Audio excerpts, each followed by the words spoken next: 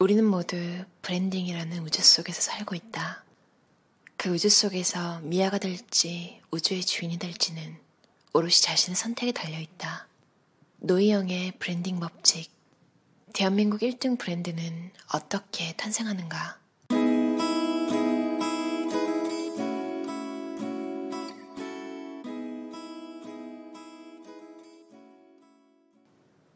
브랜딩이라는 단어가 낯설게 느껴지는가?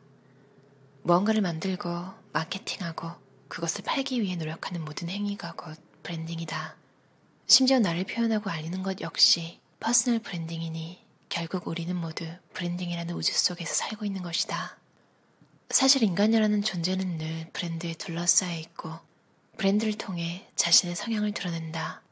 누군가를 알고자 할 때 그와 대화를 나누고 경력을 묻는 것보다 그 사람이 어떤 브랜드를 사용하는지 살피는 게 더 정확한 정보를 주기도 한다.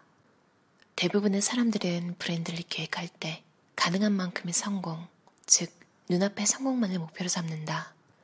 그리고 거기까지의 과정만 머릿속에 그린다. 하지만 브랜드의 미래는 더 높은 곳에서 더 멀리 그려야 한다. 나는 늘 위기가 올 때마다 생각한다. 위기와 기회는 항상 같은 타이밍에 온다고. 그것이 위기인지 기회인지 인간의 능력으로는 감지할 수 없고 시간이 흐른 뒤에야 알 수 있다. 다만 인간의 힘으로 할 수 있는 부분은 위기와 기회의 오차 범위를 최대한 줄이고자 노력하는 것이다.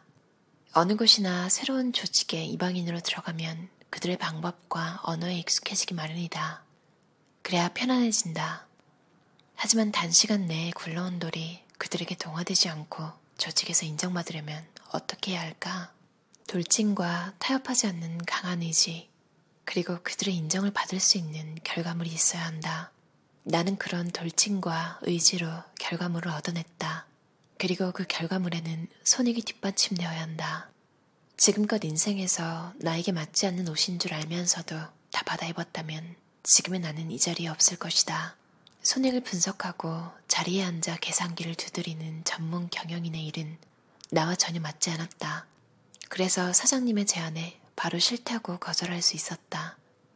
하고 싶은 일과 할 수 있는 일은 차원이 다른 것이다. 싸울 수 있을 힘을 얻을 때까지는 버텨야 한다. 내가 가진 경쟁력 중 하나는 참을성이다. 나는 내 꿈을 이룰 때까지는 어떤 상황이든 잘 참고 견딘다. 이 업계에서 살아남은 나만의 방법은 결국 내가 원하는 것을 이룰 때까지 견디는 것이다. 괜한 싸움은 의미가 없다. 이길 만한 힘을 가질 때까지는 참아야 한다. 그래서 나는 목적이 있을 때는 누군가 싸움을 걸어도 매우 침착하게 대응한다. 모든 성공의 결정적 해답은 대중에게 있다. 예전처럼 대기업이 자체적으로 완전히 새로운 상품을 개발해 성공하던 시대는 지났다. 지금은 소비자들이 기업보다 훨씬 더 많이 자세히 안다. 전 세계적인 흐름까지도 꿰차고 있다. 그런 소비자들이 있기 때문에 그들의 기호를 따라야 한다. 지금의 제품 개발은 소비자가 원하는 것에서 한 단계 발전한 것을 찾는 것이다. 소비자가 안 먹어본 것을 창조하는 일은 일종의 발명이다. 먹는 상품에서 발명품은 통하지 않는다. 짜장면을 새로 개발한다고 치자. 느닷없이 완전히 새로운 맛의 노란 짜장면을 만든다면 그것은 개발이 아니다. 노란 짜장면은 이미 짜장면이 아니기 때문이다. 음식 상품 개발자들이 오해하는 것이 바로 이 부분이다. 이 세상에 존재하지 않았던 새로운 맛은 호불호도 심하고 대중에게 익숙해지기까지 시간이 너무 오래 걸린다. 그리고 좋아하게 된다고 해도 특별한 음식으로 인식돼서 자주 먹지 않는다. 소비자는 창조를 원하지 않는다. 셰프들이 새로운 맛, 생소한 맛을 개발해오면 나는 늘 이렇게 말한다. 당신 같으면 이걸 일주일에 몇 번이나 먹을 것 같아요? 본인도 본인 가족도 자주 먹을 것 같은 음식을 개발해야 그것이 신메뉴인 것이다. 무턱대고 새로운 것이 신메뉴, 신제품일 것이란 망상을 버려야 한다. 제품 개발은 몇 분을 볶았을 때 가장 맛있는지, 어떤 기름으로 볶았을 때 가장 고소한지를 연구하는 것이다. 식품 개발뿐 아니라 다른 분야에서도 마찬가지다.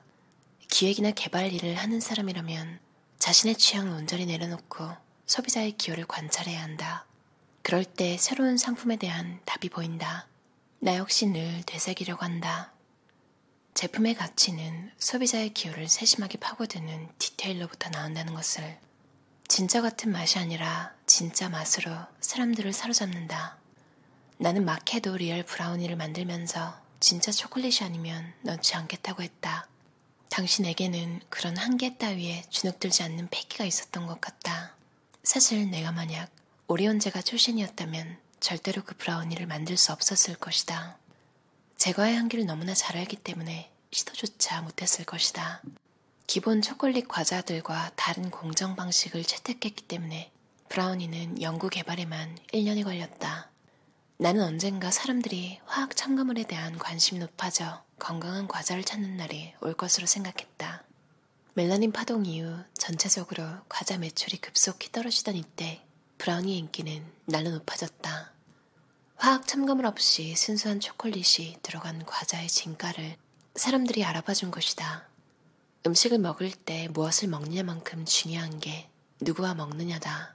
나는 상품의 포장과 디자인에도 많은 공을 들인다. 상품 디자인은 또 하나의 이미지 마케팅이기 때문이다. 대부분 과자 포장은 빨간색, 노란색, 파란색 같은 강렬한 색을 섞어 소비자의 시선을 사로잡으려고 한다. 하지만 나는 일부러 옅은 파스텔 톤을 사용했다. 임원들은 색을 좀 더 강하고 다양하게 쓰라고 했다. 임원들의 반대가 계속되자 나는 아무도 없는 늦은 밤 대형 마트에 가서 브라우니 샘플을 다른 과자들 사이에 올려놓고 몰래 사진을 찍고 빠져나왔다. 그 사진을 가지고 사람들 앞에서 프레젠테이션을 했다. 다른 과자들 사이에서 브라우니는 단연 눈에 띄었다. 그날 이후 임원들은 브라우니 포장에 대해 다시 언급하지 않았다. 소비자와 가장 처음 만나는 사람들부터 자부심을 갖도록 교육해야 한다. 고객의 반응을 가장 빨리 볼 수 있는 곳은 바로 대형마트다. 나는 대형마트에서 일하시는 시식 판매원분들을 교육하는 일에도 직접 나섰다. 나는 마케도 브라우니를 팔 때도 비비고 만두를 팔 때도 전국 지점의 판매원분들을 모아 상품을 설명하고 식사도 함께 했다. 기업 직원이 대본을 읽듯 상품을 설명하는 것과 상품을 직접 기획한 임원이 등판에 진정성을 담아 제품을 소개하는 것은 차원이 다르다. 지금 우리가 파는 상품이 얼마나 좋은 상품인지 확실하게 알고 자부심으로 소비자를 대했을 때 그 마음이 소비자에게 전달되는 법이다. 결과적으로 출시 첫 달 브라우니만으로 64억 매출을 기록했다. 그리고 그해 마케도 실적은 총 600억이었다. 나는 내가 만든 브랜드를 모두 나의 자식이라고 생각한다. 권력은 의자에 앉았을 때가 아니라 두 발로 뛰어다닐 때 생긴다. 나의 권력은 끊임없는 노력으로부터 나왔다. 잘못됐다고 말하려면 대안을 준비해야 한다. 난 늘 문제가 있다고 생각했을 때 시장과 소비자를 철저히 분석해서 대안을 찾는다. 대안 없이 비판과 비난만 쏟아내는 것으로는 다른 사람을 설득할 수 없다. 대안 없는 논쟁은 일의 속도만 느리게 할 뿐이다. 조직을 움직이기 위해서는 욕먹기를 두려워 말고 자리를 내놓겠다는 각오부터 해야 한다. 나는 맛을 포기하지 않았다. 공장에서 대량으로 만들어도 샘플과 동일한 맛이 나오는 레시피가 완성될 때 생산에 들어가야 한다고 생각한다. 시작할 때 정한 기준에 충실해야지 타협하는 순간 존재 가치는 사라진다는 것이 나의 철학이다. 비비고의 맛이 나올 때까지 강기문 연구원과 우리 팀은 100번을 넘게 시식하고 또 시식했다. 수없이 시식한 후 90% 정도 맛이 완성되었을 때 나는 지주사 인사팀에 부탁했다.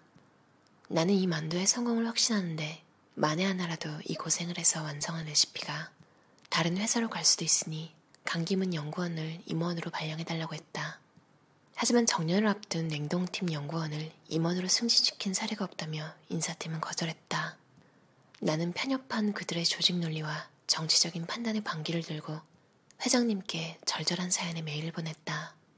강기문님을 꼭 임원으로 발령해서 R&D 연구원도 임원이 될 수 있다는 것을 보여달라는 내용이었다. 마침내 2013년 강기문 연구원은 정식 직책은 아니지만 임원급 대우를 약속받았고 이 일이 후배들에게 희망을 주게 된 것에 대단히 기뻐했다. 나는 소비자들이 어떤 방식으로 먹더라도 맛있다고 느낄 수 있도록 계속 테스트했다. 그리고 대량으로 만들어도 샘플과 동일한 맛이 나오는 레시피를 완성했다. 새로운 제품 향상은 지속적으로 행해져야지만 그 바탕에는 과거와 현재를 분석하는 각고의 노력이 있어야 한다. 어제의 결과를 복습하는 과정에서 답을 찾아 개선안을 도출해야 한다. 그런 노력 없이 진행하는 내일의 변화는 사상 누각일 뿐이다. 소비자를 관찰하는 것은 이제 나에게 일상을 지배하는 하나의 습관이 되었다. 나는 하다못해 어느 지역에 어느 식당이 인기 있다고 하면 바로 가서 먹어봐야 직성이 풀린다. 잘 되는 집엔 반드시 이유가 있다. 만약 맛이 없는데도 사람들이 줄을 선다면 인테리어, 플레이팅, 특별한 메뉴 등 맛을 능가하는 무엇인가가 있는 것이다. 예민한 관찰력과 호기심으로 그것을 찾아야 한다. 소비자란 얼마나 변덕스러운 존재인가. 기획자라면 변덕스럽고 예민한 소비자의 마음을 읽기 위해 끊임없이 관찰하는 수밖에 없다. 그러기 위해서는 내가 진정한 소비자가 되어야 한다. 단순히 소비하고 평가하는 데 그치지 말고 스스로 질문하고 이유를 찾아내는 예리한 소비자가 되어야 한다. 트렌드는 바다에 떠있는 배와 같다. 작은 파도와 바람에도 흔들리고 그 방향이 바뀐다. 그래서 기획자는 멀리서 그 배를 지켜보는 게 아니라 트렌드라는 배에 올라 파도를 타고 있어야 한다. 중요한 것은 트렌드를 읽는 게 아니라 트렌드 안에 내가 있어야 한다는 점이다. 어떠셨나요? 노희영 저자의 노희영의 브랜드 법칙이라는 책이었어요. 21세기 북스에서 나왔고요. 이 책이 밑줄을 너무 많이 쳐서 반도 못 담았는데요. 마케팅이나 브랜딩 관심 있으신 분들은 꼭 읽어보셨으면 좋겠어요. 어떻게 보면 실무 전문가가 어떻게 사고하는지를 책 한 권 값으로 알 수 있는 거잖아요. 말도 안 되는 것 같아요. 그만큼 배울 게 많은 책이고요. 사놓고 되게 여러 번 들춰봤어요. 이제 노희영 씨 인터뷰나 책을 읽고 나서 문장들을 다시 보면 우리는 이미 배웠으니까 당연하게 보이는데 처음 보면 깜짝 놀라시는 문장들이 많을 거예요. 음식을 먹을 때 무엇을 먹느냐만큼 중요한 게 누구와 먹느냐다. 전 이 말 듣고 나서 와 소리가 나오더라고요. 진짜 맞다. 산해진미도 앞에 막 짭짭거리면서 먹으면서 침 앞에 다 튀기고 뭐 그런 사람이랑 먹는다거나 잔소리하거나 그냥 싫은 사람이랑 뭘 먹어도 싫잖아요. 마케도 브라우니 다들 드셔보셨죠? 박스가 너무 예뻐서 가볍게 선물하기도 좋아서 저도 많이 샀었는데요. 이 마케팅 어떻게 하는지 듣고 깜짝 놀랐어요. 빅뱅 콘서트. 그러니까 빅뱅이 초반에 나왔을 때였대요. 빅뱅 콘서트에 20, 30대 여성들이 많이 가잖아요. 그래서 이 저자가 브라우니를 협찬했는데 하나씩 나눠준 거죠. 그 관객들한테. 그럼 이게 아까 들은 말 있잖아요. 누구와 먹느냐. 이게 내가 좋아하는 가수의 음악을 들으면서 같이 먹는 경험이 되는 거죠. 이걸 듣고 이걸 생각했다는 게 진짜 너무 대단한 거예요. 그리고 제가 또 깜짝 놀랐던 게 그 비비고 만두도 같이 개발하셨는데 90% 정도 완성됐을 때 레시피를 지키기 위해서 그리고 당연히 노력도 굉장히 하셨으니까 그 연구원을 임원으로 앉혀달라는 부탁을 거절당했음에도 또 요청했다는 게 와, 사람의 심리를 정말 잘 파악하는 것과 함께 같이 일했던 사람을 정말 잘 챙기시는구나. 직장인으로서 솔직히 일을 열심히 했을 때 뭐 잘했다는 칭찬도 좋지만 승진이랑 경제적인 보상이 최고 아닌가요? 그냥 같이 일했던 주변 사람들이 괜찮았다는 전제하에요. 제가 얼마 전에 리뷰했던 워커사우루스에도 보면 몇몇 유형의 리더 스타일이 나오잖아요. 일론 머스크랑 스티브 잡스가 디자인을 굉장히 중시했잖아요. 노영 씨도 디자이너셨어서 그 중요성을 아시고 그 시제품을 들고 마트에 가서 몰래 사진 찍고 나왔다는 그 대범함이 자기계발서에서 많이 봤던 약간의 대범함, 그런 리스크를 감수하는 거 있잖아요. 뭔가 이루기 위해서 돌진할 땐 돌진하고 이 책에도 나왔듯이 숨죽이면서 참아야 할 때는 그냥 참고 그리고 진짜 다행인 게 임원들이 빨강, 파랑 이런 원색으로 표지 바꾸라고 했을 때 디자이너 출신인 노영 씨가 빈티지한 느낌의 파스텔 톤을 밀어붙일 수 있는 힘이 있었다는 게 되게 다행인 것 같아요. 지금은 삼성도 많이 예뻐졌는데 한 10년 전쯤에는 우스갯소리로 많았잖아요. 그러니까 디자이너가 아무리 예쁘게 만들어놔도 임원들한테 가면 이 책에서 나왔던 그 과자 봉지 빨강, 파랑 원색으로 바꿔라. 이런 것처럼 원래 촌스러웠던 디자인을 고수하라고 해서 삼성 제품이 좋아도 디자인이 항상 그거에 못 미친다는 의견이 많았던 것 같아요. 어떤 분야에 계시던 일에 대한 열정, 이런 걸 다시 느껴보고 싶으신 분들은 꼭 읽어보셨으면 좋겠어요. 그럼 오늘도 들어주셔서 감사합니다. 편안한 하루 보내세요.